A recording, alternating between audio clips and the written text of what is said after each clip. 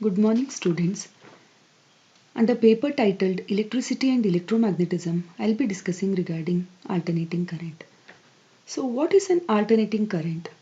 A current which varies periodically, reversing in direction during every half a cycle, is called an alternating current. In an alternating current circuit, we are concerned with the steady state current and voltage which are oscillating sinusoidally without change in amplitude. Voltage, current, power that varies periodically with respect to time are generally referred to as AC voltage, AC current, AC power, respectively. These quantities may be graphically shown as a function of time as in figure 1.1. These functions are referred to as waveform. AC quantities or waveforms generally repeat in time in accordance with the relation given by f of t is equal to f of t plus t, which is equal to f of t plus 2t, which is equal to f of t plus kt, where k is an integer and t is the period of the wave. The frequency nu of AC is the number of cycles per waves occurring per second and is equal to 1 over t. In figure 1.1, we can see the EMF or the current first rise to maximum in one direction and fall to zero. The direction then quickly reverses so that the EMF and current rise to maximum in the reverse direction and again fall to zero. This completes one cycle of AC voltage or current as shown in the figure 1.1. The number of such cycles per second is called the frequency. Average value. The average and the effective values are the terms used to conveniently specify the AC quantities. So what's an average value?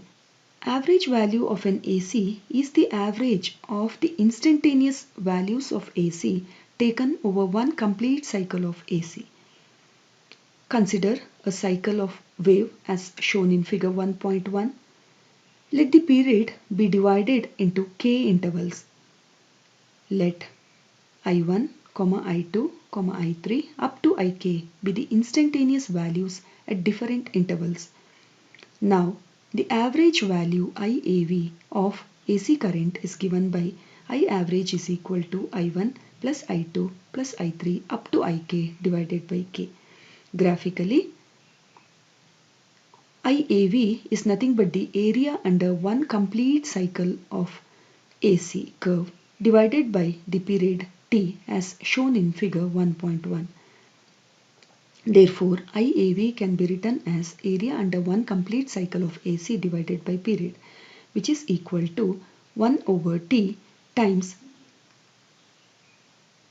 integral between the limit 0 to T I of t dt.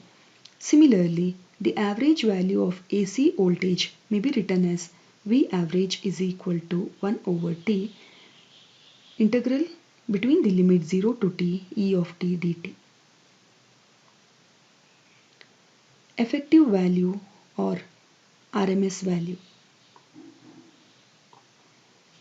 The effective value of AC is defined as the DC value or the steady value which on passing through a resistance R for a given time T produces the same heat as the AC passing through R for the same time T. Let dH be the heat produced by an alternating current I of t passing through R for dt second. Then we have dH is equal to I square of t times R dt. Now, if H is the heat corresponding to the period t second, we can write H is equal to integral between the limit 0 to t of dH, which is equal to R times integral between the limit 0 to t I square of t dt. If this heat is equal to that produced by a DC of I amps passing through the same resistor R for the same time t second, then I square rt is equal to r times integral between the limit 0 to period t I square of t dt, which implies I effective is equal to square root of 1 by t times the integral between the limit 0 to t I square of t dt. Since by definition I is nothing but I effective, the term I effective is also referred to as an RMS value of current denoted by IRMS. In terms of instantaneous currents, equation 5 may be written as IRMS is equal to square root of I1 square plus I2 square plus I3 square up to IN square divided by N.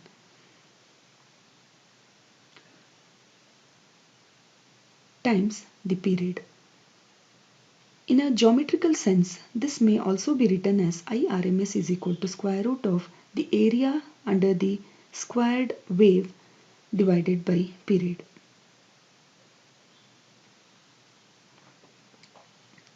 Phase and phase difference. The term phase refers to the state of vibration of a wave. So two waves are said to be in phase if their vibrations follow the same pattern with respect to time. That is, their maxima and minima occur at the same time, as shown in figure 1.1a. If two waves have different states of their vibrations at any given instant of time, they are said to be out of phase, or they are said to have a phase difference at that instant of time. For example, figure 1.1a and figure 1.1b shows the waves in phase and at different phases. This is in phase and this is at different phase. Two or more such waves can be added to get the resultant wave or vibrations. For example, let I1 and I2 be the two AC quantities represented by I1 is equal to I suffix m1 times sine omega t and I2 is equal to I suffix m2 sine times omega t plus phi. Then if I is the resultant of I1 and I2, we can write I is equal to I1 plus I2, which is equal to I m1 sine omega t plus I m2 sine of omega t plus phi, where Im is the amplitude or the peak value of current.